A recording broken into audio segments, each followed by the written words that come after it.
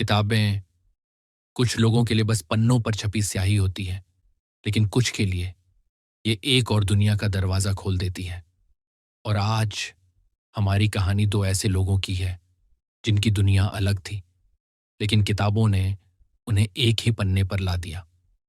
ये कहानी है आर्या की, दिल्ली की एक जानी-मानी पब्लिशिंग हाउस में काम करने वाली एक सख्त प्रोफ़ेशनल एडिटर।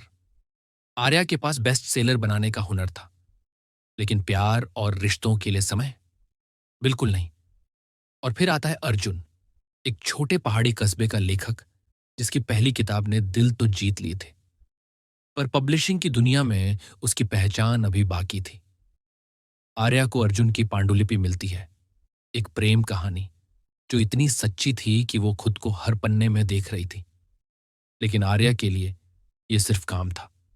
वो जानती थी, प्यार में खोना सिर्फ वक़्त की बर्बादी है।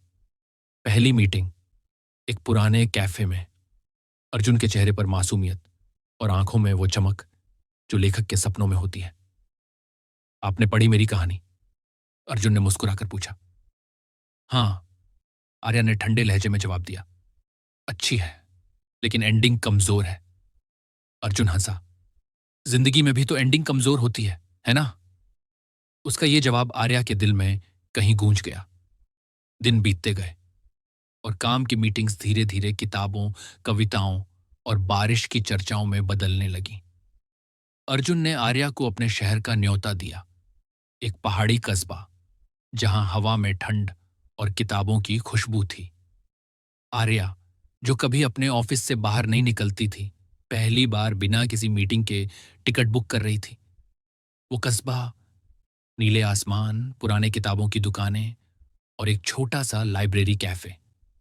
अर्जुन ने बताया, "यहीं मैंने अपनी पहली कहानी लिखी थी।" आर्या ने महसूस किया, यह जगह सिर्फ एक कस्बा नहीं, ये अर्जुन का दिल था। एक शाम लाइब्रेरी के कोने में बैठे बैठे अर्जुन ने पूछा, "क्या आपको कभी किसी ने वैसे पढ़ा है, जैसे हम किताबें पढ़ते हैं?" आर्या के पास जवाब नहीं था। उसकी आंखों में नमी थी। आर्या ने महसूस किया कि अर्जुन की कहानियों में एक अजीब सा जादू था। हर किरदार, हर संवाद जैसे सच में जी रहे हों। और शायद अर्जुन भी उसके बारे में एक कहानी लिख रहा था, लेकिन लौटने का वक्त आ गया था। दिल्ली वापस आते ही फिर वही ऑफिस, वही काम, वही भाग दौड़। अर्जुन के मैसेज आते रहे, पर आर्या ने खुद को दूर रखा। प्यार में डूबना उसे हमेशा डराता था। कुछ महीनों बाद अर्जुन की किताब पब्लिश हुई। नाम था द एडिटर। आर्या ने किताब खोली और हर पन्ने पर खुद को पाया।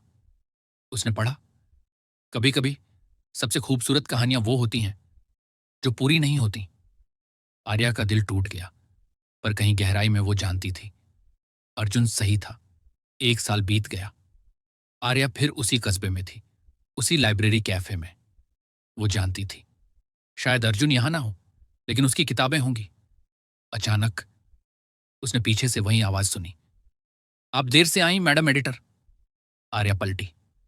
अर्जुन मुस्कुरा रहा था, हाथ में एक नई किताब के साथ। अर्जुन ने कहा, "यह कहानी अधूरी नहीं है आर्या, ये बस बीच का चैप्टर था।"